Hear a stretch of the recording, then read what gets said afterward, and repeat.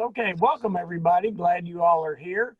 And we're going to talk a little bit about today in marketing. Of course, what we're trying to do is communicate.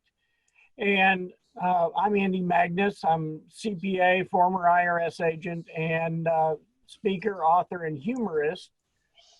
And so today we're going to talk about communication, whether that's information we're trying to communicate or we're going to influence. Of course, the goal of marketing is to convey our message to other people about our product or service, and with the intention of doing business with them. And that's going to be the important thing, getting our message to them. And there's ways of doing it, and some are better than others. So to communicate, we're kind of trying to convey knowledge, information, or a message. And, you know, communication is only part of it. The words are only part of it. Today, we're going to talk mostly about one-way communication, but this really applies to communication to a few and a communication to many. I think that Thad's going to talk a little bit about that in his segment also. So communication is something we take for granted very frequently. But in order to be effective, it really has to be very intentional communication. Casual communication, of course, there's a time and a place for all that. But, you know, when we get into a business situation, we're trying to make our connection with our people and intentionally communicate with them, not just spewing information. We've been in parties and at networking event where somebody's there throwing up on us, and it starts sounding like Charlie Brown's teacher. Wah, wah, wah, wah, wah, wah, wah, wah, wah. And so that's not really what we're trying to do. So communication is not just talking to yourself. There's a diagnosis for that, but we won't get into that today. We have a sender and a receiver, and then sometimes it goes back the other way. So we have two terminals involved, and again, the receiver, the goal is for the receiver to understand and duplicate what the sender is saying. So that's why we have two ears and one mouth. We've often got in situations where we've tried to communicate with people and the message didn't get across like we thought, especially when we're doing it in writing alone. Our friend and Alan Greenspan, I think, said it nicely. Says, I know you think you understand what you thought I said, but I'm not sure you realize that what you heard is not what I meant. Have you ever tried to communicate with people like that? Yeah, I think we've all been there. So again, we communicate with people in a number of ways, but primarily we do written and then the not written. So in the written, we only get the reaction of words, and words, as we all know, can be very misinterpreted because we're missing a great part of our communication process. So there are times when written is appropriate, but there are other times when we're trying to be impactful or influence that we really can do better by using non-written communication. We use our words, of course, but then we can use pictures, and then we have our non-verbal communication. We have our body language, we have our volume, we have tone and tempo. So again, these are all adding into part of the communication. The words are just a small part of the total communication process.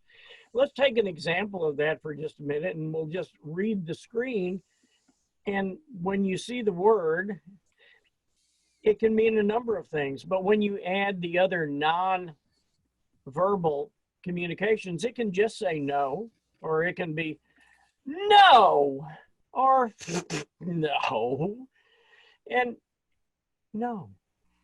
They're all saying the same word, but they're conveying very different messages. That's the importance of using the nonverbal as a part of your communication with people that you're trying to do. So when we're writing, you know, we need to know when we're communicating, we need to know who are we communicating and what are we communicating about. if we're intentional about our communication, we need to say, okay, are we trying to get them information, or are we trying to influence or impact the other person? Because that makes a difference on how you communicate with them. Written is very good when you have information. It's less likely, although can be misinterpreted, just if you're doing information. However, if you're trying to influence or impact, then you use words, you use other means of conveying a message. And again, Thad I'm expecting we'll cover some of that in just a little bit. So written information can be gotten out in letters, in emails, text, instant messages. It seems like certain generationals like to use the written more than they do the communication. I know my kids, trying to get in touch with them by anything other than text message is almost impossible. But for me, if you need something, let's talk about it. The higher level of connection, the influence or the impact is done on the phone, of course, in video conferencing, like we're doing here, in personal meetings. You remember personal meetings, right? It's a vague, distant past. Yeah, that one day we'll get back to that. Video messaging is another way of connecting well with people. Another way to impact, though, is the handwritten note, in that, that much better than an email. If you've gotten a handwritten note recently, there's just that warm, fuzzy feeling that kind of comes with that. So that's another way you can impact rather than just trying to, just do it on all electronically. So we have to ask ourselves, when we're communicating, what is really the desired outcome of what we're doing? Are we trying to get information over to people, or are we trying to impact or influence them? If we're doing information, written is great, but let's be intentional with our information. And by all means, reread it before you send it. I don't know about you, but I've gone back and reread some of my messages, and they just don't say the same thing that I thought they said when I sent them the first time, or there's words missing or things like that.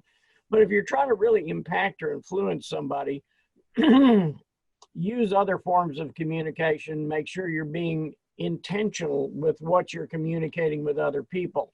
So I want to challenge you today is to start paying attention to what you're communicating, as well as how you're communicating with people, both online and offline. So go do that, and I thank you for your time.